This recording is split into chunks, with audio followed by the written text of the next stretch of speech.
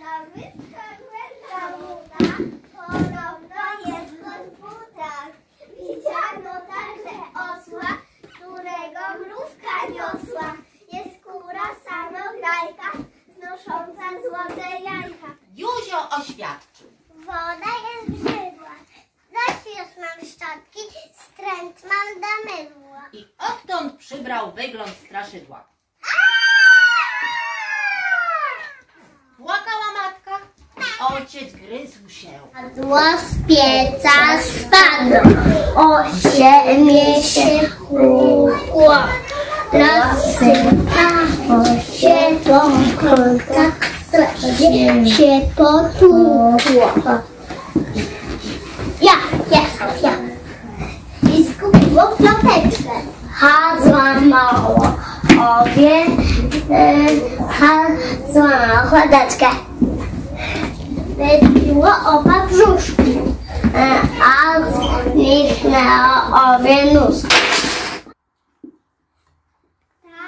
Tańcowała igła z nitką, igła pięknie, nitka brzydko. Igła stała jak igiełki, nitce plączą się supełki. Że myć się nie ma zamiaru, trudno, i poszedł mieszkać dokąd? Na brudno!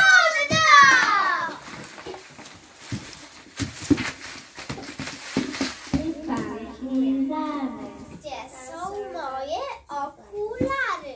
Szukasz konia i w surducie trawy w lewym bucie.